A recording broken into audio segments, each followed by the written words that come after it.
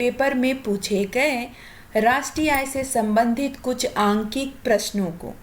राष्ट्रीय आय से संबंधित आंकिक प्रश्नों में मैंने जिसे लिया है वो है शुद्ध मूल्य वृद्धि विधि बच्चों, वैल्यू एडेड मेथड। उससे रिलेटेड टोटल 15 क्वेश्चंस हैं जिन्हें मैं 2 सीरीज में आपके सामने रखने वाली हूँ।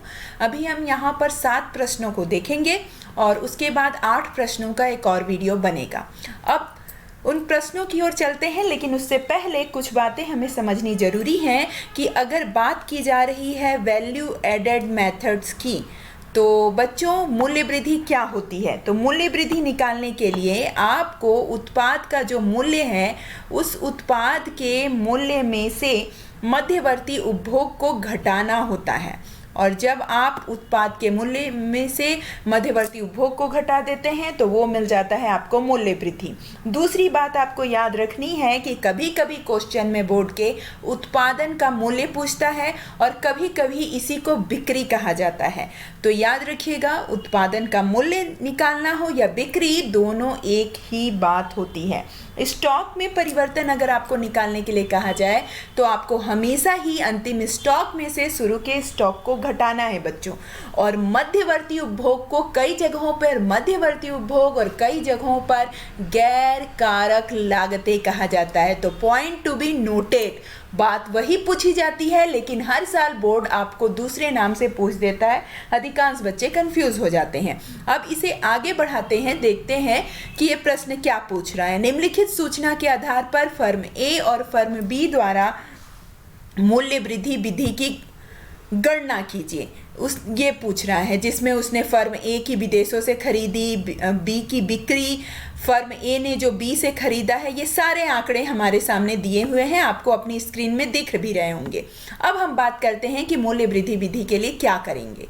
तो सबसे पहले मूल्य वृद्धि निकालने के लिए आपको घरेलू जो बिक्री है उसको लेना होगा, उसमें निर्यात को जोड़ना होगा। और यहाँ पर मैं आपका ध्यान दिलवाना चाहूँगी बच्चों कि अगर क्वेश्चन में अंतिम स्टॉक पर प्रारंभिक स्टॉक का आधिक्य आया है, ध्यान रखिए अंतिम स्टॉक पर प्रारंभिक स्टॉक का आधिक्य आया है तो आप घटाएंगे। अगर ये प्रारंभिक से शुरू होता, प्रारंभिक स्टॉक पर अंतिम का आधिक्य रहता तो आप जोड़ते बच्चों, लेकिन ये अंतिम स्टॉक पर प्रारंभिक का आधिक्य है इसलिए आप इसे घटाएंगे। साथ ही उस फर्म ने फर्म बी से जो भी खरीदारी की है हम उसे भी घटाएंगे और विदेशों से जो खरीदा है उसे भी घटाएंगे। और जब इस इक्वेशन को आप सॉल्व करेंगे तो इसका सीधा सीधा जो उत्तर है वो 100 लाख करोड़ आएगा। अब बात कर लेते हैं बच्चों फर्म बी द्वारा मूल्य वृद्धि। तरीका वही है कि आपको फर्म बी द्वारा की गई पूरी बिक्री को लेना है, लेकिन यहाँ देखिए ये है क्वेश्चन का ट्विस्ट। यहाँ पर बात की जा रही है प्रारंभिक स्टॉक पर अंतिम स्टॉक के आधिक्य की, जो मैं आपको समझा रही थी कि उसके लिए आपको क्या करना होगा। उसके लिए बच्चों आपको प्लस करना होगा, और फर्म ए से उसने जो कुछ भी खरीदा वो उसका मध्यवर्ती उपभोग हो गया, इसलिए हम उसे जो है वो घटा देंगे बच्चों। अब इस तरीके से जब आप इसे घटाएंगे, इक्वेशन को सॉल्व करेंगे ऊपर दिए हुए प्रश्न को, तो ये आ जाएगा टोटल 110 लाख। तो फर्म ए द्वारा की गई मूल्य वृद्धि ये होगी 100 लाख और फर्म बी द्वारा की गई मूल्य वृद्धि ये होगी 110 लाख। अब दूसरे प्रश्न की ओर चलते हैं बच्चों। दूसरा प्रश्न क्या कहता है? दूसरा प्रश्न पूछ रहा है निम्नलिखित सूचना के आधार पर सकल मूल्य वृद्धि को निकालिए। और याद रखिए जब सकल मूल्य वृद्धि आपको निकालनी है तो फर्म द्वारा जितनी कारक आगतों की खरीद की गई है उस सब को भी आपको शामिल करना होगा। अब बात कर लेते हैं कि फर्म ए द्वारा अगर मुझे सकल मूल्य वृद्धि निकालनी है तो फर्म ए ने जितनी भी बिक्री की, टोटल बिक्री उसने की है वो है 10 लाख, उसमें से मैंने गैर कारक आगत की खरीद, याद रखिए गैर कारक आगत की खरीद को ही तो मध्यवर्ती उपभोग कहते हैं, तो हमने उसे क्या किया, घटा दिया। लेकिन अंतिम स्टॉक पर प्रारंभिक स्टॉक का अधिक, मैंने बताया ना जब शब्द अंतिम से शुरू हो तो आपको घटाना है, ये ध्यान रखिएगा। लेकिन जब यही प्रारंभिक स्टॉक से बात कही जा रही हो तो आपको जोड़ना है। तो इसलिए यहाँ पर 10 लाख से मैंने 10 लाख में ये 2 लाख और 1 लाख को मैंने घटाया, तो टोटल इसका उत्तर आ गया 7 लाख रुपए। अब तीसरे प्रश्न की ओर चलते हैं बच्चों, जिसमें वो पूछ रहा है उत्पादन के मूल्य को। और याद रखिए कि उत्पादन के मूल्य को ही हम बिक्री भी कहते हैं। तो ये वास्तव में आपसे जानना चाहता है कि इस टोटल बिक्री कितनी हुई। तो टोटल बिक्री निकालने के लिए आपको कारक लागत पर जो शुद्ध मूल्य वृद्धि हुई है उसमें मध्यवर्ती उपभोग को भी जोड़ना होगा, क्योंकि वो उसमें शामिल रहता है। साथ ही मूल्य ह्रास को भी जोड़ना होगा, उत्पादन शुल्क कस्टम ड्यूटी जो दी गई है उसे भी जोड़ना होगा, लेकिन आर्थिक सहायता को घटाना होगा। बच्चों, आर्थिक सहायता को इसलिए घटाना होगा कि वो फर्म को पहले ही आय के रूप में दी जा चुकी है, इसलिए हम इसे घटाएंगे। और जब इस इक्वेशन को हम सॉल्व करते हैं तो उत्तर आ गया हमारा 200 लाख के बराबर बच्चों। तो ये 200 लाख जो है वो हमारा टोटल उत्पादन का मूल्य, या आप ये कह लीजिए कि आपकी टोटल बिक्री इतनी हुई है। अब चलिए अगले प्रश्न की ओर। ये भी बोर्ड का आया हुआ प्रश्न है, आप कहीं से भी मिला सकते हैं। ये सीबीएसई बोर्ड में पूछे गए, विभिन्न राज्य बोर्डों में भी पूछे गए, बस आंकड़े बदलकर क्वेश्चन सेम रखा है। 10 लाख को 8 लाख या 6 लाख कर दिया गया है, पर क्वेश्चन को सेम रखा गया है। चाहे वो यूपी बोर्ड हो, बिहार बोर्ड हो या मध्य प्रदेश बोर्ड हो, तो आप इसे थोड़ा ध्यान दीजिएगा। यहाँ पर बात की जा रही है आंकड़ों से मध्यवर्ती उपभोग निकालने की। तो आंकड़ों से मध्यवर्ती उपभोग निकालने के लिए यहाँ पर उत्पादन मूल्य, कारक लागत पर निवल वर्धित मूल्य, बिक्री कर, आर्थिक सहायता और मूल्य ह्रास को दिया गया है बच्चों।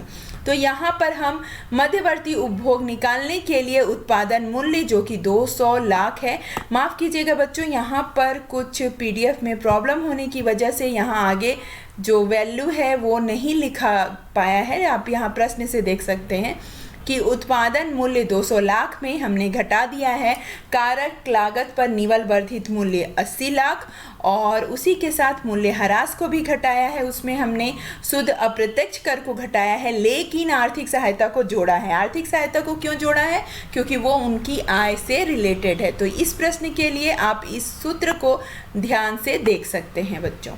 यहाँ पर कुछ प्रिंटिंग मिस्टेक हो गई है जिसकी वजह से मैं अमाउंट नहीं लिख पाई हूँ।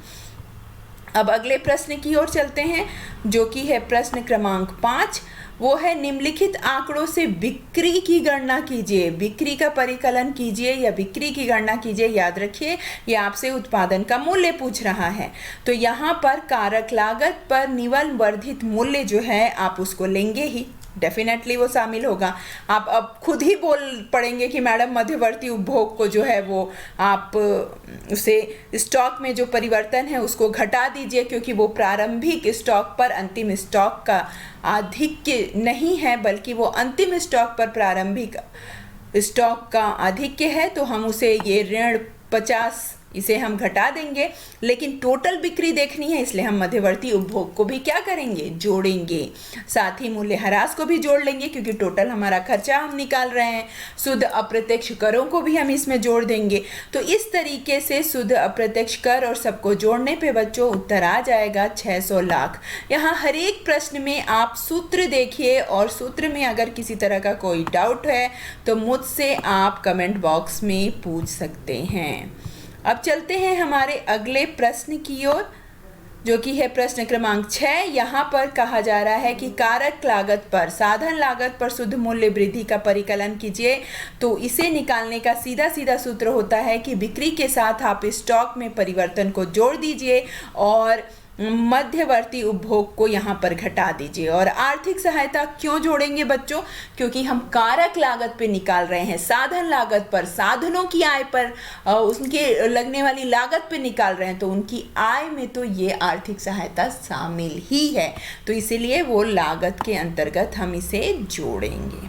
तो इस तरीके से जब इस सब क्वेश्चन को देखेंगे तो इस पूरे क्वेश्चन के इक्वेशन के हिसाब से, इस सूत्र के हिसाब से जब हम मान रखेंगे तो टोटल आ जाएगा बच्चों 2800 करोड़ रुपए। आप इस वीडियो को रोक रोक के इसे सॉल्व करके देख सकते हैं। यहाँ मैं आपको मुख्य रूप से सूत्र बता रही हूँ कि अगर बिक्री हो और ये चीज़ें दी गई हों तो क्या आप जोड़ सकते हैं और क्या आप घटा सकते हैं।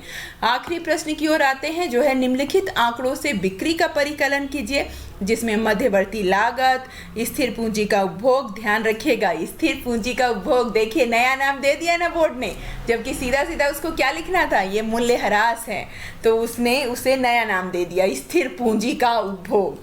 और स्टॉक में परिवर्तन, आर्थिक सहायता, कारक लागत पर शुद्ध मूल्य वृद्धि और निर्यात को यहाँ पर उसने दिया हुआ है।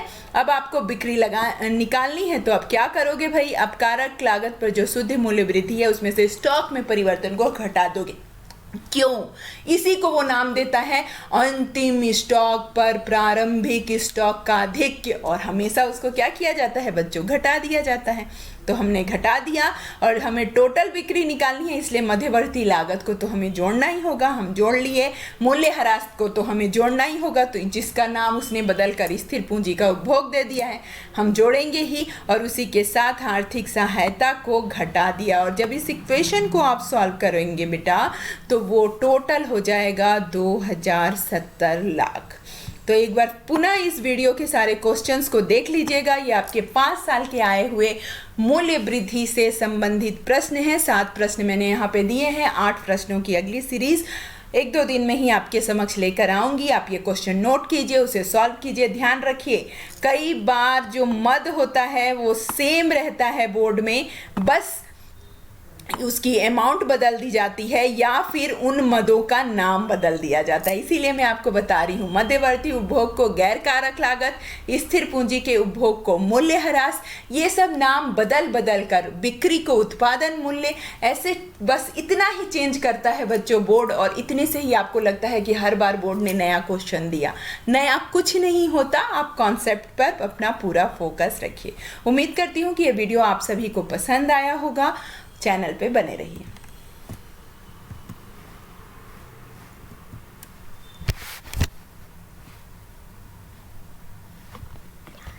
लास्ट का थोड़ा सा कट कर